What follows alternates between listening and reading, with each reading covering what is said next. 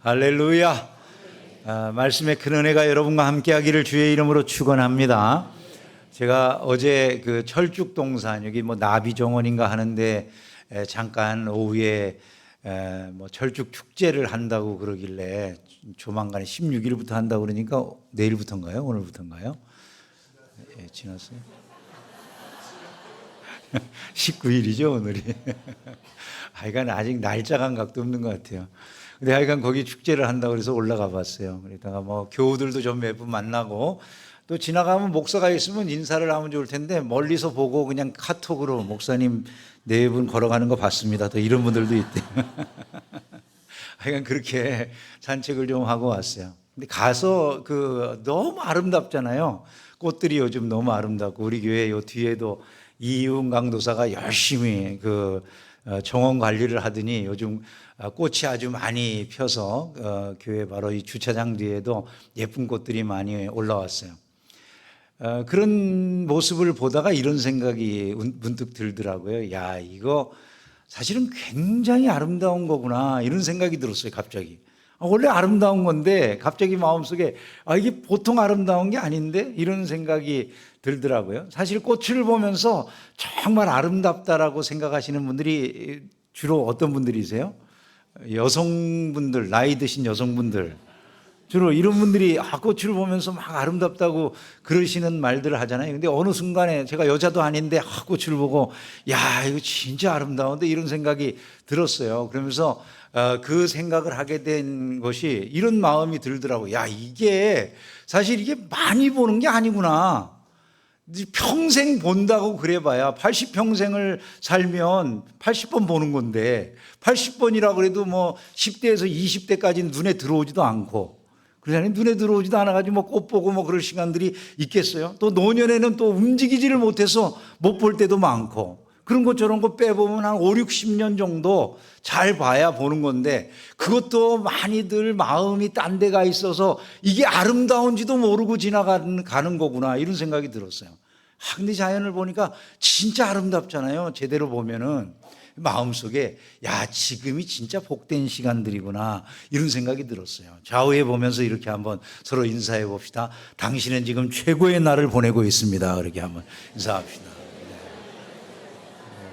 믿으면 아멘 합시다. 여러분 진짜 그렇더라고요. 진짜 그래요. 얼마나 주어지겠어요. 얼마나. 앞으로 여러분들이 이 아름다운 광경을 본다고 그래봐야 몇 번을 볼 것 같았어요. 시간이라고 하는 건 금방 지나가고 우리에게 주어진 이런 시간들이 많지 않은 거예요. 그걸 느끼는 그때 최고의 시간인 것을 우리가 알아야 되죠.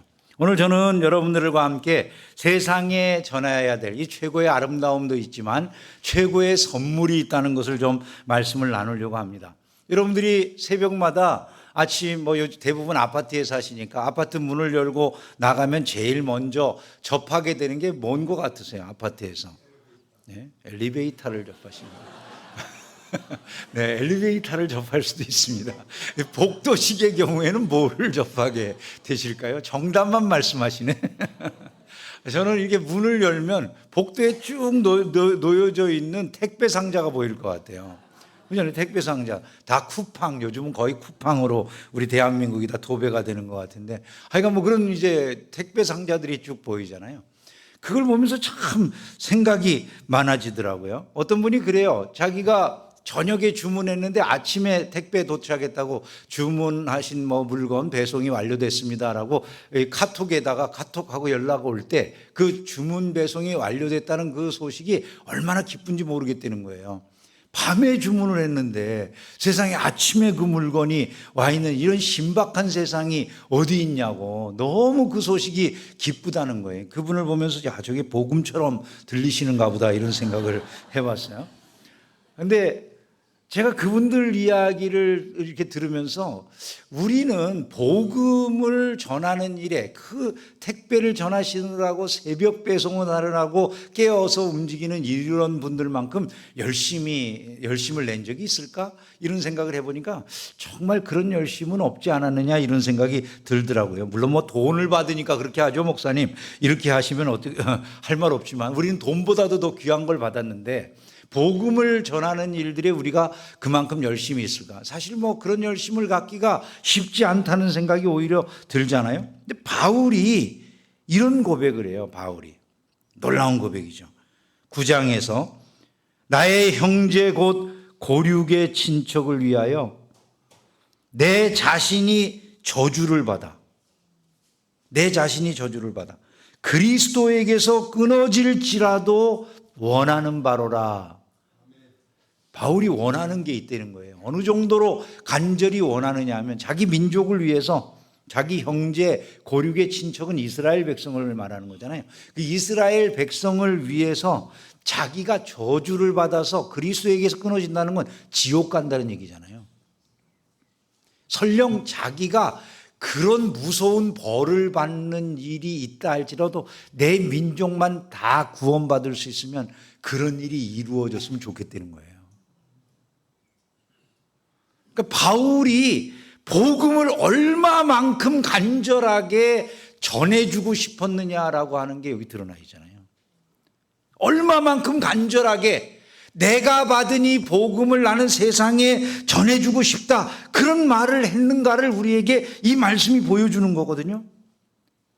바울은 그러면서 우리에게 질문을 연속으로 던져요. 그들이 믿지 않은 자를 어떻게 불렀겠느냐, 듣지도 못했는데 어떻게 믿겠느냐, 전파하는 자가 없는데 어떻게 듣겠느냐, 이래요.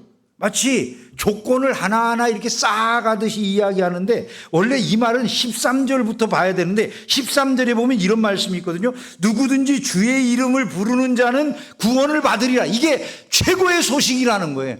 주의 이름을 부르는 자는 구원을 받는데, 그리고 14절에 오면은 이렇게 말을 하는 거예요. 그 이름을 부르면 구원받는데, 그 이름을 부르려면 믿어야 되고, 믿으려면 들어야 되고, 들으려면 전해주는 자가 있어야 되고, 전해주는 자가 있으려면 보냄을 받는 일이 있어야 된다. 이렇게 말을 쭉 이어가는 것이죠.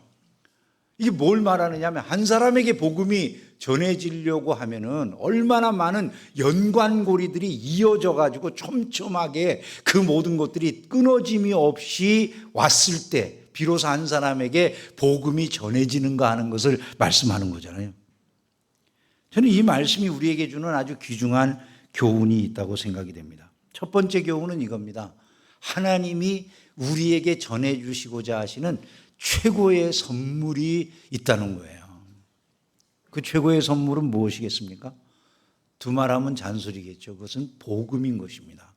예수 믿으면 누구든지 그리스도의 이름을 부르는 자는 구원을 받는다라고 하는 그 소식을 전해주는 것이겠죠. 그죠? 물류학에는 라스트 마일이라고 하는 그런 개념이 있다고 그래요.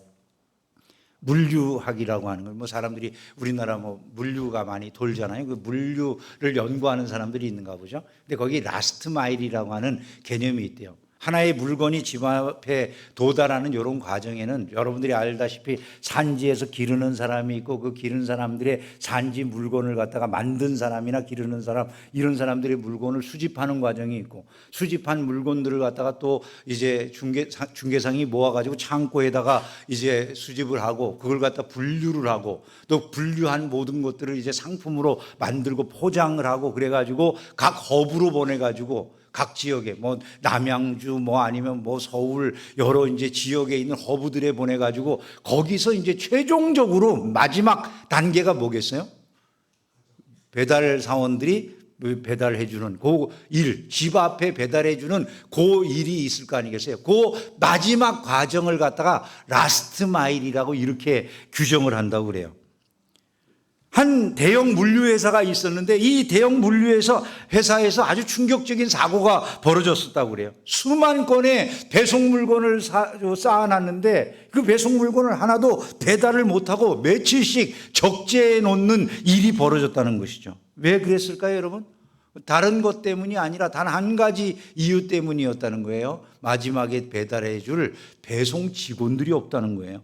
상품은 완벽하고 포장도 완벽하게 돼 있고, 보관할 창고도 있었고, 배송할 차도 있었어요. 그리고 주문한 고객이 기다리고 있어요. 그런데 마지막 1마일, 그 마지막 배달을 가야 될 그 마지막에 배달 사원이 없는 거예요. 그래서 그 모든 물류가 다 멈춰져 있는 이런 일들이 일어났었다는 것이죠. 그게 라스트 마일의 의미예요. 저는 복음을 전하는 사람들이 감당하고 있는 일이 무엇일까? 그게 바로 이 라스트 마일의 책임이다. 이런 생각들을 해봤습니다. 전해야 될 물건은 예수 그리스도를 믿는 사람들마다 이제 부끄러움을 당하지 않습니다. 그의 이름을 부르는 자는 구원을 받습니다. 바로 이 소식이죠. 바울이 9절에서 말하는 것처럼 내가 만일 내 입으로 예수를 주로 시인하며 또 하나님께서 그를 죽은 자 가운데서 살리신 것을 내 마음에 믿으면 구원을 받으리라. 그것을 전해주는 거잖아요. 복음은 하나님이 인류에게 전해주시려고 하는 최고의 선물이라는 것이죠. 하나님의 선물, 전해주시고자 하시는 하나님의 선물이 준비되어져 있어요. 자, 이 최고의 선물은 반드시 발을 통해서 전해진다라고 하는 것을 우리가 알아야 돼요. 발을 통해서 전해진다. 아름답도다. 좋은 소식을 전하는 자들의 발이여 함과 같도다. 이렇게 말씀을 했어요.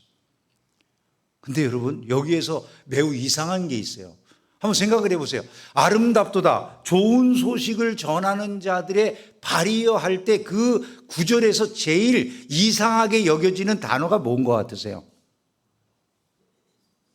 하나도 안 이상해요? 저는 딱 볼 때 이상하던데. 왜냐하면 아름다운 소식을 전하는 자들의 입이여가 맞잖아요. 아니에요? 생각 구조가 이상하신가 왜? 아니 보통 우리가 아름다운 소식을 전하는 자들의 입이여 이렇게 말해야지 맞지. 왜 입이 아니라 아름다운 소식을 전하는 자들의 발이여. 이 갑자기 무슨 뜬금없는 소리가 이렇게 생각될 수 있잖아요. 그래서 제가 이 단어가 매우 이상하게 보여가지고 가만히 생각을 해봤어요. 여러분 한번 생각해 보셨어요? 왜 발일까? 하필이면? 생각해 보면 이게 재미있는 의미가 있을 것 같잖아요. 여러분 우리가 팬데믹 기간 동안에 영상 예배 많이 드렸죠? 영상 예배 드릴 때 우리가 어떤 생각이 들었습니까? 편안하다, 너무 좋다 이랬을까요? 흥미롭잖아요. 영상 예배 드리는 내내 우리는 교회에 가야 되는데 라는 생각을 했을 거라는 얘기죠. 왜 그랬는가? 우리의 마음속에 그거 한번 생각해 볼 만하다고 여겨지잖아요. 아름다운 말들을 다 듣고 있잖아요. 아름다운 말들을. 나는 몸이 너무나 편해졌잖아요. 그런데 왜 교회를 꼭 가야 되겠다는 생각을 여전히 하고 있을까요? 아무리 좋은 말을 들어도 영혼의 실제적인 문제라고 하는 것을 풀어내려고 하면 그가 처해 있는 삶의 현장에 직접 들어가서 발로 그 자리에 임재하는 일이 없으면 안 된다는 거예요. 내가 하나님을 예배하는 현장에 나아가지 않는데 그 마음의 편안함이라고 하는 게 존재할 수가 없다는 것이죠. 그런 의미로 생각을 해보면 어떤 것 같으세요? 발에 대해서 주님이 아름답다고 말씀하신 것은 그 발의 동행이나 임재를 의미하는 것이다라고 생각할 수 있지 않겠습니까? 즉 복음을 전한다라고 하는 것이 말로 되어지는 게 아니다라는 뜻이에요. 이것은요. 복음을 우리가 말로 전하는 거라고 생각을 하잖아요. 봐서 예수 믿으라고 이야기해 주는 거라고 생각하는데 그 복음을 전하는 게 말로 되어지는 것이 아니라는 그런 뜻이라는 거죠. 이것은 복음은 내 시간과 에너지, 나의 존재 자체가 그곳에 함께하는 그 사람에게 내 삶을 희생시키고 헌신시키는 이 과정을 통해서 이루어지는 거다. 이렇게 말씀하고 있는 거라는 거예요. 발을 아름답다라고 하는 건 유대 문화에서는 이상한 일이에요, 사실은요. 왜냐하면 유대 문화에서는 손이 더 아름다우면 아름답지 신체에 감추어져 있거나 먼지 묻는 발을 아름답다고 하진 않거든요. 그런데 유대 문화에서 하필이면 발을 아름답다고 그래요. 그 뜻은 다른 것이 아니라는 것이죠. 그 수고, 그 헌신, 그 몸을 지탱하면서 그렇게 여러 가지 굳은 일들을 감당해 나가고 먼지를 무릅쓰는 그 헌신에 대해서 하나님은 아름답다라고 하는 것이 아니겠냐 이런 말씀인 것이죠. 결국 하나님은 세련된 말솜씨보다는 한 영혼을 위해서 신발 밑창이 닳도록 뛰어다니는 그 헌신을 통해서 그 수고를 통해서 한 영혼이 구원받는다는 말씀을 해주시는 것이고 그것을 바로 아름답다고 인정해 주신 줄로 믿습니다. 여러분 우리가 복음을 뭐 생각과 생각이 부딪혀 가지고 막 사고와 사고가 부딪혀 가지고 거기에서 논쟁에 이기면 복음이 전해지는 걸로 착각을 하거든요. 복음은 그런 식으로 전해진 일이 별로 없었습니다. 발에서 발로 이어지는 헌신의 발걸음이 있는 그곳, 사랑의 발걸음이 있는 곳에서 복음은 전해져 왔다. 지금까지 복음의 전파 역사는 그런 것이었다라는 점을 우리는 기억을 해야 되는 것입니다. 나는 당신을 사랑합니다라고 말하는 사람, 말은 쉽지만은 밖에서 나 당신을 사랑합니다라고 하는 남자가 비가 와가지고 여성이 전화해가지고 지금 비가 오는데 우산 좀 갖다 줘 그랬더니 아니 나 지금 비에 젖을까봐 못 나가. 그러면 그 남자가 나를 사랑한다고 생각할 여성이 누가 있겠어요, 그죠? 비가 온다고 그러니까 자기가 버선발로라도 그냥 달려나가가지고 우산을 씌워주고 그래야지 그걸 사랑한다고 느끼지 않겠어요?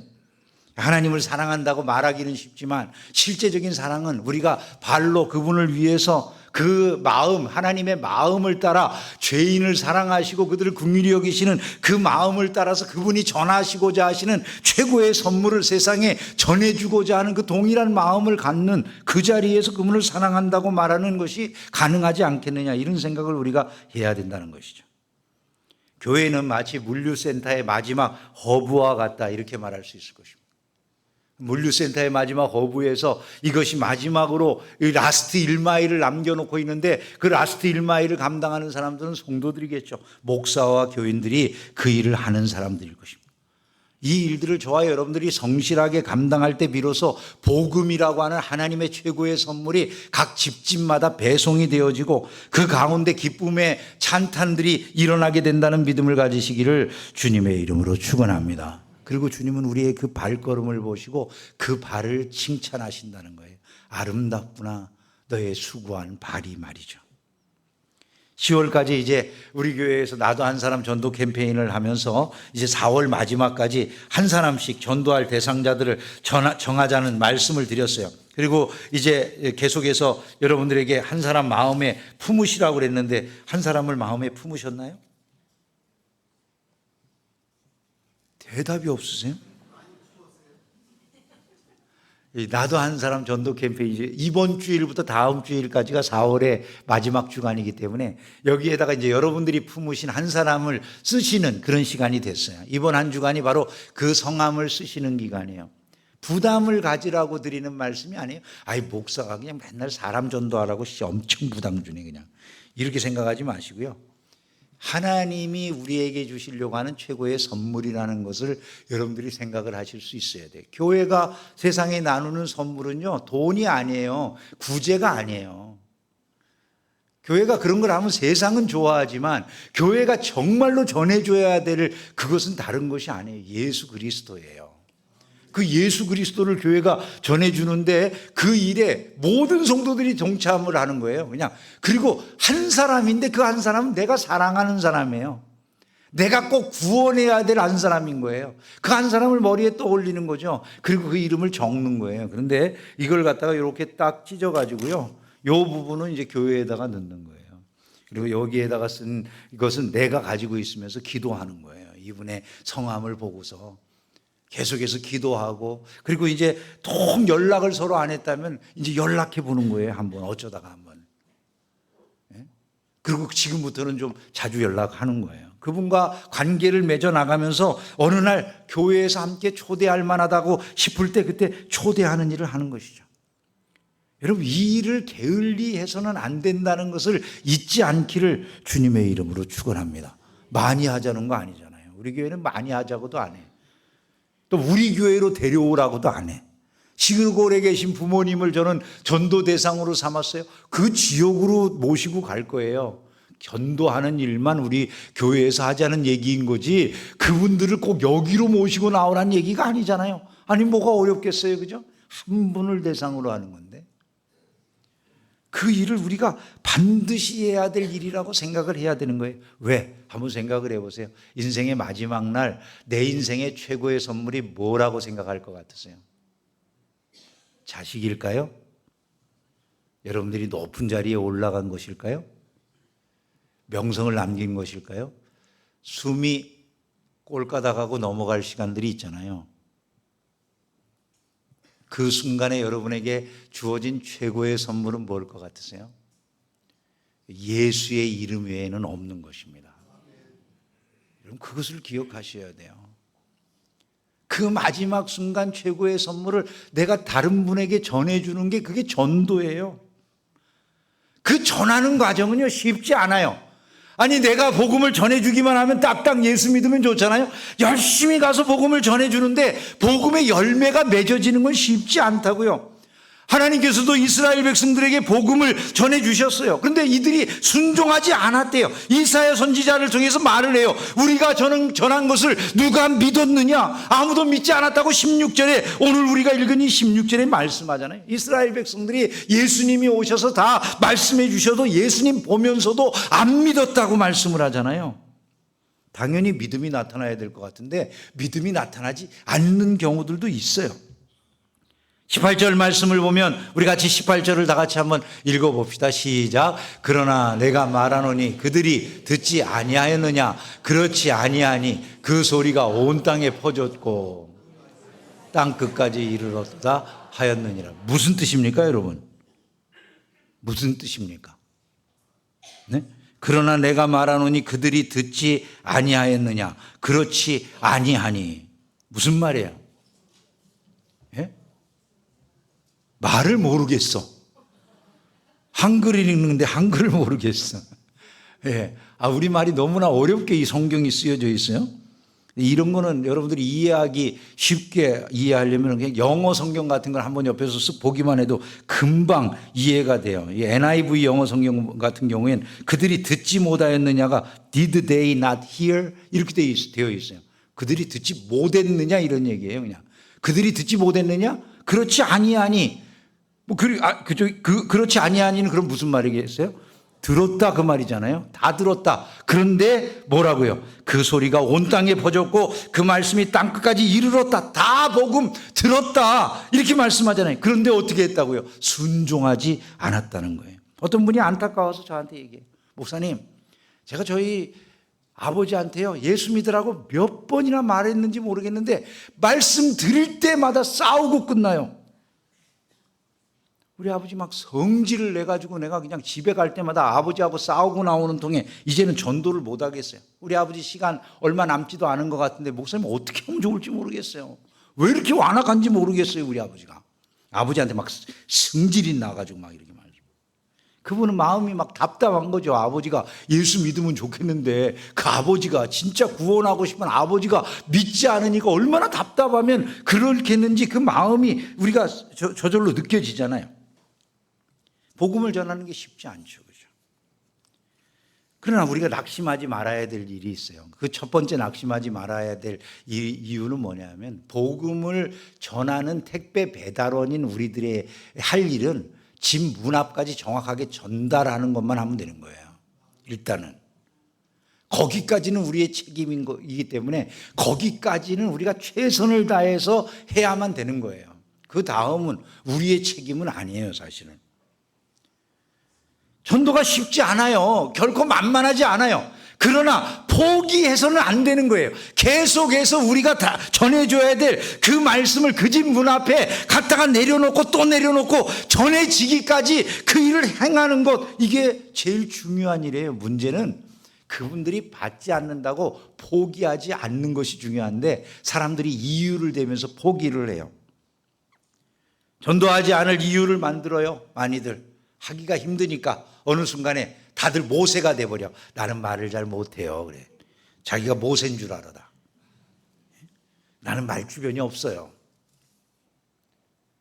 근데 여러분 하나님께서 그러면 뭐라고 그러실까요? 야, 네 옆에 저기 아론을 두지 아니하였느냐 이렇게 말할 겁니다. 그러니까 우리가 그때는 뭐를 해야 될까요? 다른 사람들의 도움을 받으면 되는 거죠. 목회자들의 도움을 받든지 아니면은 뭐 구역장이나 교구장이나 옆에 있는 전도회장이나 뭐 이런 분들의 도움을 받아가지고 복음을 전하면 될 거 아니겠어요? 또 어떤 분들은 여러 가지 또 이유를 만드는 것 중에 어떤 이유들을 만들어낼까요? 나는 목사님 도무지 이게 내 자신이 지금 처지가 안 돼요. 형편이 안 돼요. 제가 배운 것도 없죠. 우리 집안에서 제가 제일 못 살죠. 나는 몸에 병도 있죠. 나보고 누가 믿겠어요. 이런 분들이 있어요. 여러분, 그런 분들의 경우에는 우리가 무슨 말을 해야 될까요? 하나님은 복음을 전하기 위해서 완벽한 무슨 자격이 있다고 말씀을 안 해요. 사실 여러 가지로 부족하지만 가난하고 병든 사람을 통해서 복음이 더 잘 전해지기도 해요. 예를 들어 암이 걸린 성도가 이렇게 말한다고 해봅시다. 내가 암이 걸려서 난 지금 너무너무 힘들게 투병 중인데 예수님이 계시기 때문에, 부활이 있고 영생이 있기 때문에 나는 지금 이 어려운 순간에도 이 모든 것을 담담히 이겨나갈 수 있어. 만약에 이렇게 고백한다고 보세요. 그것 때문에 전도가 되는 것이죠. 그게 어려운 처지하고 상관이 있는 게 아니더라는 거예요. 오히려 그것을 통해서 하나님이 복음을 전하게 하셔요. 복음을 전하는 데 있어서 이런저런 이유들을 많이 이야기하지만 이거 제일 중요한 복음 전함의 요소는 다른 게 아니에요. 결국 삶의 언어로 전해주는 거예요. 모라비안 교도들이라고 하는 사람들이 있었어요. 모라비안 교도들은 18세기에 카리브해 연안에서 노예들을 향해서 복음을 전하고 있었다고 그래요. 카리브 연안에서 노예들을 향해 복음을 전하는데 노예들이 받아들이진 않아요.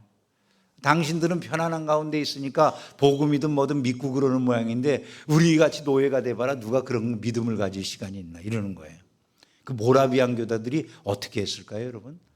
자기네들이 노예가 됐어요. 그들과 똑같은 곳에 가서 잡니다. 채찍에 맞습니다. 헐벗습니다. 그러면서 그들이 복음을 전하기 시작했어요. 유창한 말이 아니었지만 노예들이 다 알았어요. 이들이 이것이 얼마나 필요하다고 느꼈으면 자기네들이 스스로 노예가 돼서 우리에게 와가지고 이것을 전해줄까를 느끼는 거예요. 그 삶의 언어 때문에 사람들이 변화를 받았어요. 오늘도 마찬가지예요. 내가 배운 것이 없든 내 형편이 어떠하든 이런 것이 문제가 아니라는 것이죠. 내 삶의 언어가 그리스도를 담아낸다면 어디에나 복음은 전해진다는 믿음을 가지기를 주의 이름으로 축원합니다. 제일 중요한 건 이것입니다. 끝까지 복음을 전하지 못하는 이유는 뭔가? 다른 것이 아니라 하나님의 마음을 우리가 가지고 있지 못하기 때문이라는 거예요. 끝까지 복음을 전할 수 있는 사람들은 다른 사람이 아니에요. 하나님의 마음을 품는 사람들이에요.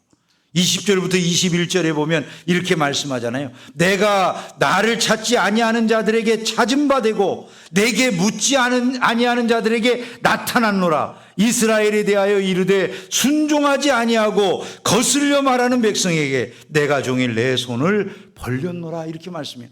여러분, 이게 무슨 말입니까? 하나님이 이방인, 하나님을 찾지도 않고 하나님께 묻지도 아니하는 이방인들에게 친히 나타나 주셔서 그들에게 당신을 드러내 주셔서 가르쳐 주셨고, 또 이스라엘 같은 경우에는 말씀을 듣고 복음을 들어도 순종하지 아니하고 거슬려 말하는 이런 짓들을 하는데도 종일 하나님의 손을 펼치고 그들을 기다리셨다고 말씀하는 것 아니겠어요?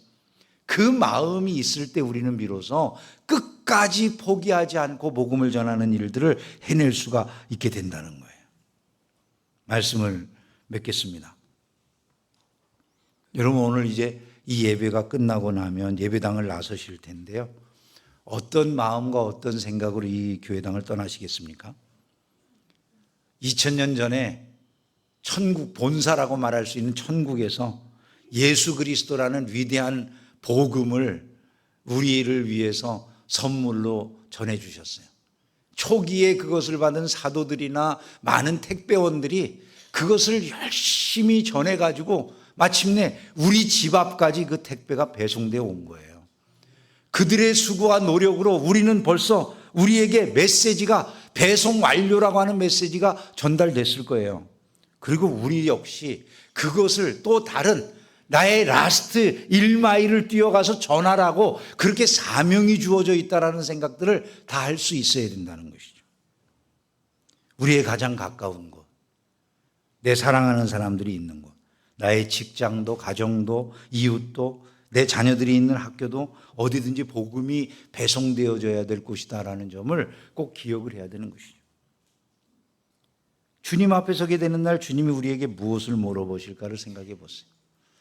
우리가 전해야 될 최고의 선물이 진짜 예수 그리스도라고 하는 복음이라고 그러면 우리가 그 배송을 하는 배송자들로서 주님이, 배송을 시킨 주님이 우리에게서부터 물으시는 게, 야, 너 배송해가지고 돈 얼만큼 벌었느냐? 너 배송하는데 얼마나 인기를 얻었느냐? 이런 것 물어보실까요? 정확하게 물건을 배송했느냐를 물어보실까요? 그 물건을 배송하기 위해서 땀 흘리고 노력한 우리의 발을 보시면서 주님이 내 발이 참으로 아름답구나라고 하실 수 있는 자리에 저와 여러분들이 이르게 되기를 주님의 이름으로 축원합니다. 모든 것이 간단한 클릭 한 번으로 해결되는 세상 아니겠습니까? 하지만 구원의 문제는 우리가 말로만 해가지고 되는 것이 아니라는 점을 꼭 기억을 하셔야 돼요. 발로 뛰는 임재가 함께함이 있어야 된다는 점을 우리가 생각을 해야 된다는 것이죠. 주님은 중계충성교회 모든 성도들의 발걸음을 불암산 아래 살고 있는 주님을 모르고 죽어가는 수많은 사람들에게 보내시면서 너희들이 이 라스트 1마일을 잘 달려달라고 그렇게 요구하실 것입니다.